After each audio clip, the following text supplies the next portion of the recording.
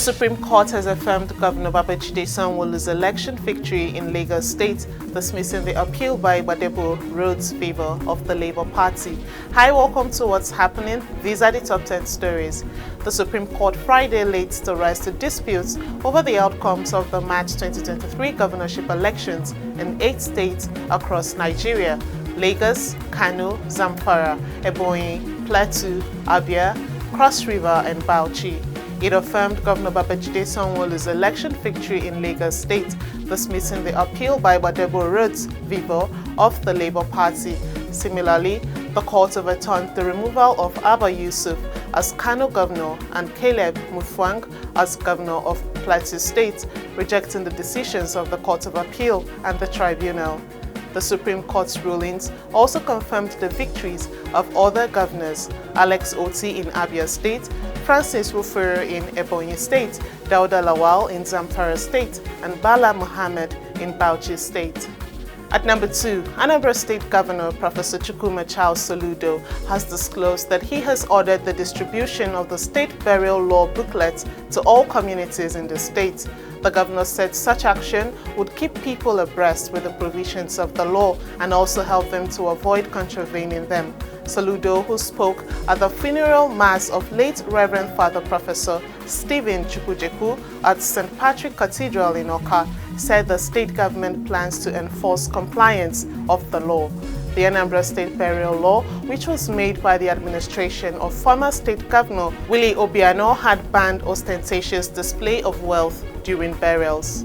At number 3, the Joint Admissions and Matriculation Board, JAMB, has declared that it will not process any direct entry admission without verifying the certificates of advanced level candidates who applied for the 2023 admissions. The announcement, made through an official statement on JAMB's verified handle, aims to ensure the credibility and authenticity of the admission process. This decision follows the recent suspension of accreditation of degree certificates from Benin Republic and Togo by the Federal Ministry of Education. The government expressed concerns over the use of fraudulent means by some individuals to obtain degrees, enabling them to compete for job opportunities they are not qualified for. At number 4, the Defense Headquarters has urged Nigerians to view the fight against insecurity as a collective responsibility, employing the popular social media slang, "no Gree for anybody." Director of Defense Media Operations, Major General Edward Buba, made this call during the Defense Headquarters regular media briefing in Abuja. He stated that the military will take action based on information provided by Nigerians. Meanwhile, the statement came shortly after the Nigerian police cautioned against the use of the slogan. The first spokesperson, Olumuyiwa Adejobi, claims that the slogan was aimed at inciting a revolution in Nigeria. At number 5, the Muslim Rights Concern has made an appeal to the federal government requesting the approval of a 4.5-month leave for female employees who have lost their husbands. In a statement issued by the Executive Director of Murik, Ishaq Akintola, he highlighted the predicament faced by widows across the country and their treatment by employers immediately after the death of their husbands.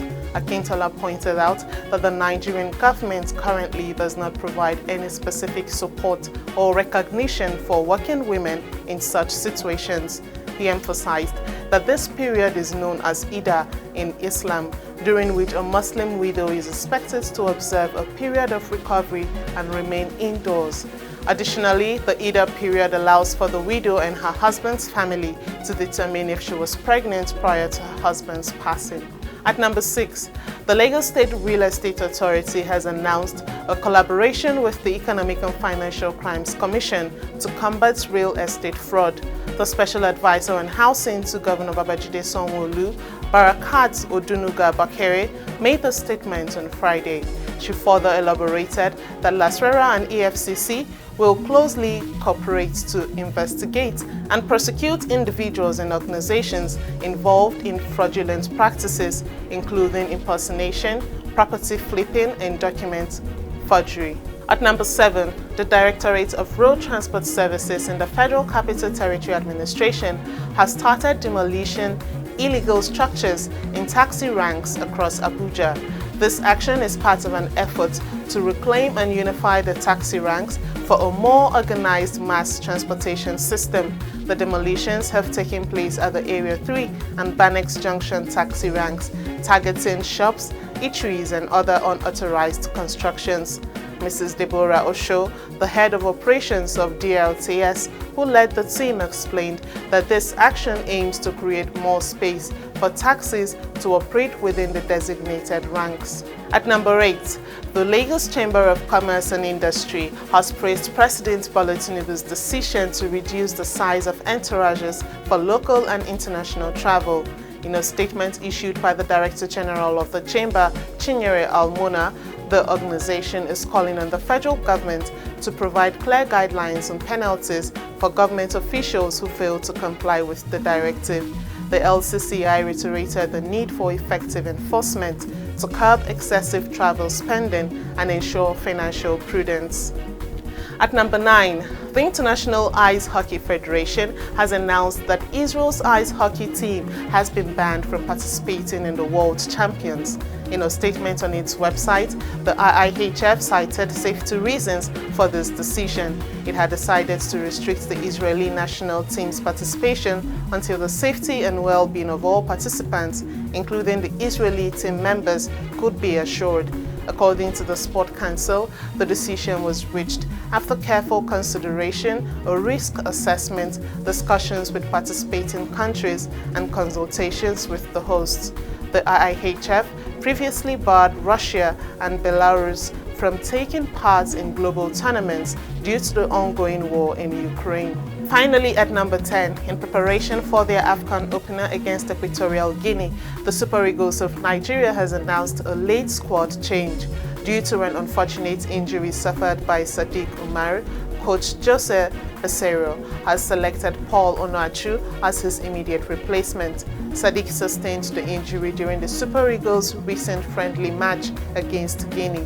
Sadiq is expected to return to his Spanish club, Real Sociedad, for further treatment. That's all for today. See you next time on What's Happening.